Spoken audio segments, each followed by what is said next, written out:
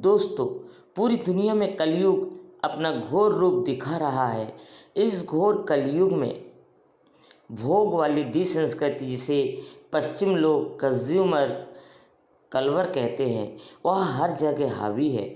लेकिन इस दुनिया में दो ऐसी जगह है जो सभ्यता के उच्च स्तर पर होने के बावजूद इन सब चीज़ों से अछूती है।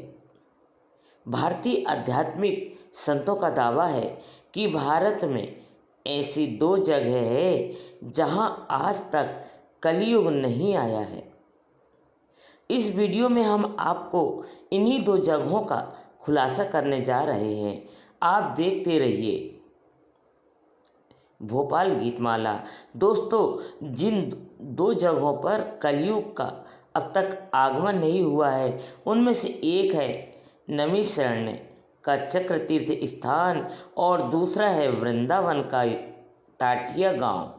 आपको बताते हैं कि आखिर क्यों यहाँ कलयुग नहीं घुस पाया है।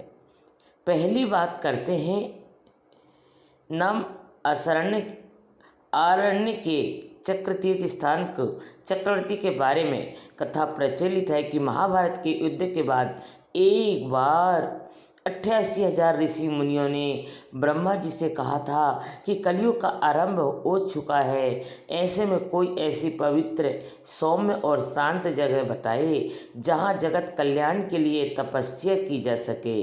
वे सभी कलयुग को लेकर भी चिंतित थे।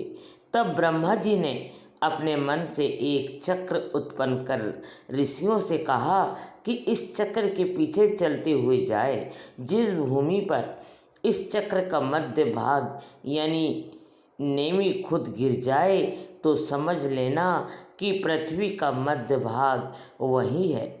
ब्रह्मा जी ने यह भी कहा कि वह स्थान कलयुग के प्रभाव से मुक्त रहेगा।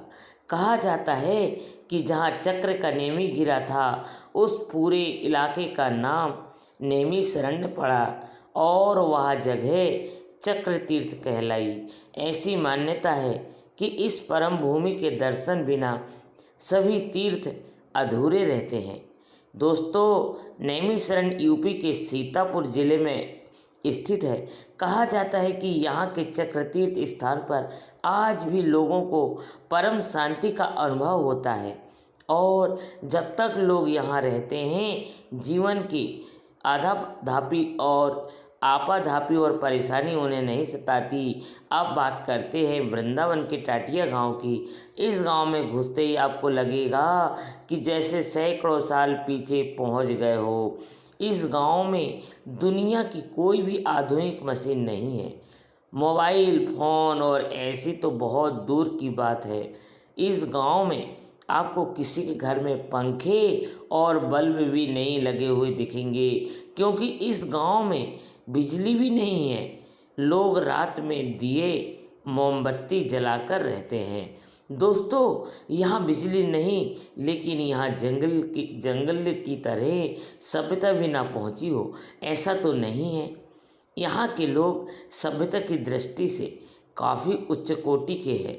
यह पवित्रता, दिव्यता और आध्यात्मिकता का स्थान है। कहा जाता है कि स्वयं ठाकुर जी यहाँ विराजमान हैं। यहाँ आकर लोगों को अलग ही शांति और सुकून का एहसास होता है। यहाँ तक कि बिहारी जी को हवा देने के लिए भी पुराने ज़माने की डोरी वाले पंखे का इस्तेमाल किया जाता है। इस गांव में मोबाइल लेकर जाने की मनाही है।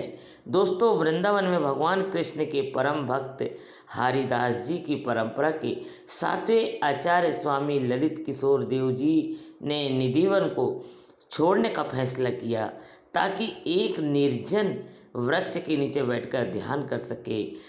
शिकारियों से इस जगह को सुरक्षित करने के लिए बांस के डंडे का इस्तेमाल पूरे इलाकों को घेरने के लिए किया गया। स्थानीय भाषा में बांस की छड़ियों को कहा जाता है।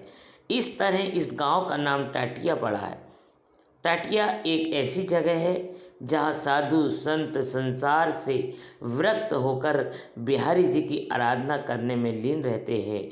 उन्हें बाहरी दुनिया का कोई मोह नहीं है। टाटिया गांव अलग अलग तरह के पेड़ पौधों से भरा हुआ है। यहाँ का हर पेड़ देवताओं को समर्पित है। यहाँ पर नीम, पीपल और कदम्ब के पेड़ सबसे ज़्यादा है। सभी पेड़ पौधे बेहद खास है। माना जाता है कि यहाँ के पत्तों पर भी राधा नाम उभरा हुआ है दिखता है। टाटिया हरिदासी परंपरा का तीर्थ स्थान है। आपको बता दें कि स्वामी हरिदास जी बिहारी जी के भक्त थे। उनका दावा था कि उन्होंने प्रेम और दिव्य संगीत का पाठ वृंदावन के फल, पेड़ और पक्षियों से सीखा है। हरिदास जी हर सुबह यमुना नदी में स्नान करने के बाद प्रार्थना के लिए निधिवन पहुँचते थे और राधा कृष्ण का ध्यान करते थे। उसी परंपरा को स्वामी ललित किशोर देव जी टाटिया गांव लेकर आए। आपको हैरानी होगी कि यहाँ भक्त पूजा या आरती नहीं करते। इसकी वजह यह यहाँ पर दिव्य आयोजन होता है जहाँ लोग बैठकर राधा कृष्ण को प्रसन्न करने के लिए भजन कीर्तन करते हैं। कहा जाता है कि भजन के दौरान लोगों को बिहारी जी और राधा जी के पास होने का एहसास होता है। दोस्तों, कलयुग से अछूती इन दो जगहों पर हमारा यह वीडियो आपको कैसा लगा कमेंट बॉक्स में ज़रूर बताएं। वीडियो को शेयर और लाइक करें और चैनल को सब्सक्राइब भी करें और हाँ, नोटिफिकेशन के लिए बेल आइकन दबाना बिल्कुल ना भूलें। धन्यवाद दोस्तों। राधे राधे। जय श्री कृष्ण दोस्तों।